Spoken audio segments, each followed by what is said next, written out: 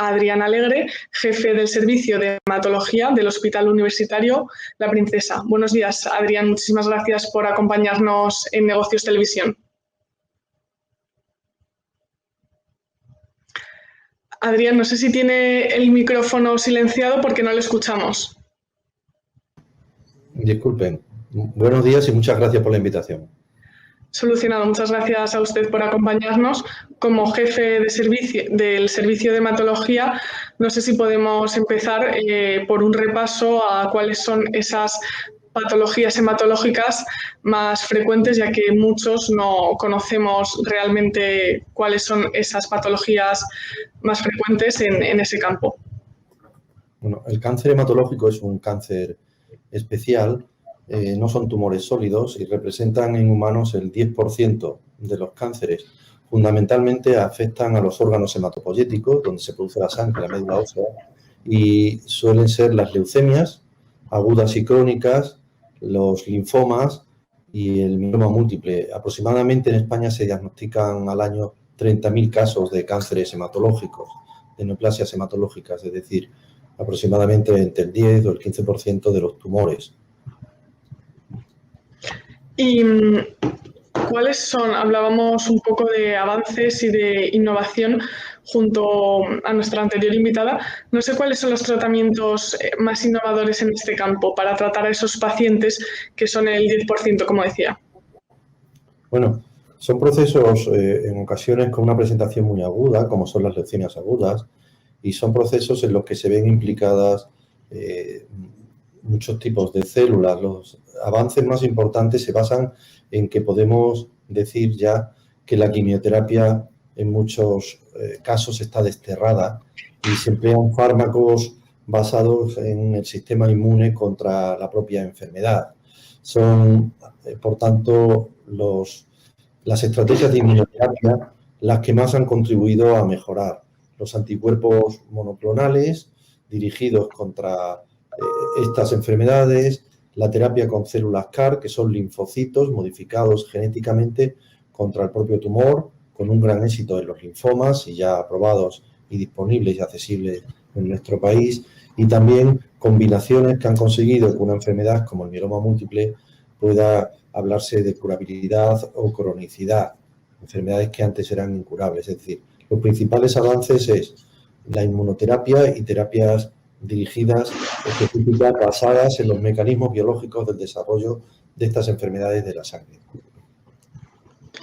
Además de esos avances, entiendo que el diagnóstico precoz también es esencial, lo hemos comentado también a lo largo de esta mañana. ¿Cuáles son las claves para avanzar en ese sentido, ¿no? No solo los tratamientos que se aplican al paciente, pero también hay que mirar a la parte de la prevención. ¿Cómo mejorar esa parte? Bueno, desafortunadamente en hematología no existen hábitos de vida o recomendaciones para prevenir las enfermedades de la sangre, como ocurre con los tumores digestivos o los tumores de pulmón. Pero el diagnóstico precoz es esencial y ahí es muy importante los circuitos de la atención primaria para derivar rápidamente al especialista ante alguna alteración en los hemogramas, en los análisis.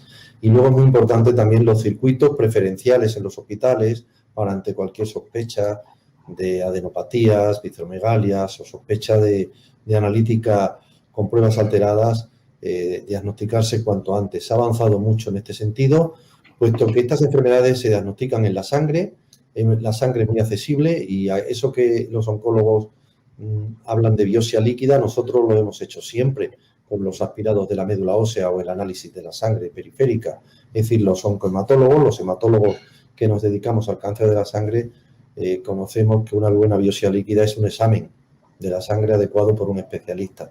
Con lo cual, un diagnóstico precoz también es muy importante en las enfermedades hematológicas y ha contribuido a la mejora en el pronóstico y la supervivencia, con tecnologías que no solamente son la citología, sino también la biología molecular, la genética, que al final van a darnos el pronóstico de estas enfermedades dependiendo del perfil genético que tengan. Son enfermedades complejas de analizar biológicamente y hay que individualizar los tratamientos también. También queremos aprovechar para mencionar que usted es presidente de la Fundación Leucemia y Linfoma. No sé si nos puede contar cuáles son las principales áreas en las que trabaja la Fundación. Bueno, esta es una fundación que a instancias de familiares y profesionales se creó en el año 2000, es decir, que tenemos 21 años ya de trayectoria, y fundamentalmente lo que hacemos es apoyar la investigación en el área de las enfermedades oncohematológicas, pero también apoyar a pacientes, familiares, allegados con estas enfermedades, puesto que son enfermedades crónicas que necesitan de un apoyo psicológico, de un apoyo social, y lo que básicamente entre las principales actividades es promover becas de investigación, cursos de formación para especialistas, que ya llevamos 18 ediciones de cursos para formación de futuros especialistas en hematología, y grupos de ayuda social y atención psicológica. Esos son básicamente. Las últimas becas de investigación han estado relacionadas, desgraciadamente, con la situación de la pandemia para analizar el impacto de la pandemia en las enfermedades hematológicas. Y por último, en esta situación tan delicada de pandemia, ¿cómo ha afectado la crisis sanitaria a la prevención de estas enfermedades y también al diagnóstico? No sé si ha afectado y pues igual otros pacientes con otras patologías han recibido menos atención, o en el caso de los pacientes oncológicos y de hematología, pues sí han tenido las mismas atenciones. Sí, la pandemia desgraciadamente ha afectado a todos los sectores sanitarios, y como no podía ser de otro modo, ha afectado a la atención de los pacientes oncohematológicos, con cierto retraso en cuanto a los circuitos de atención y de pruebas diagnósticas, sobre todo de las pruebas de imagen por saturación de los hospitales, y también un procedimiento terapéutico como es el trasplante de médula ósea, pues ha habido una reducción en esta indicación, puesto que estuvimos unos meses cerrados. Quizás se afectó más en la primera etapa, ¿no? Ya por primavera del año pasado. Eso ha hecho que algunos pacientes hayan tenido algún daño colateral. La Fundación Leucemia y Linfoma financió un estudio en la Comunidad de Madrid, que, como sabemos, ha sido epicentro en Europa en esa primera oleada, y con casi 1000 pacientes analizados, y desgraciadamente vemos que son los pacientes con cáncer hematológico muy vulnerables. La mortalidad oscilaba entre el 30 y 40% de estos pacientes. Eso es lo que estamos ahora haciendo. Si en estas etapas nuevas, segunda o tercera oleada, se ha mejorado esta atención, y hemos visto que con aproximaciones terapéuticas ya con menos empirismo, con más fundamento, está habiendo menos mortalidad y mejor atención, y está todo mejor organizado en cuanto a circuitos COVID, circuitos no COVID, y dando preferencia. Creemos que es muy importante decir que son pacientes en los que no puede haber demora en el diagnóstico, no puede haber demora en el tratamiento, y que salvo que sea una enfermedad muy activa, que coincida el COVID con afectación respiratoria o con compromiso sistémico general, hay que aplicar los tratamientos de cáncer en estos pacientes.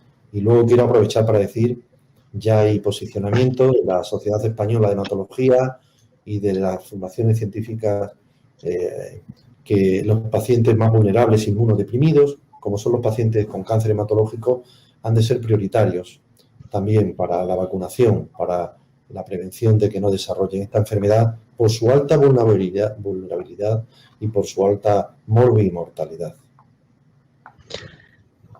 Nos quedamos con ese mensaje positivo de que por lo menos han mejorado los circuitos COVID y la ubicación de los pacientes, y por supuesto recordar que son pacientes prioritarios y vulnerables y que necesitan ser atendidos con urgencia. Muchísimas gracias, Adrián Alegre, jefe del Servicio de Hematología del Hospital Universitario La Princesa. Gracias por acompañarnos.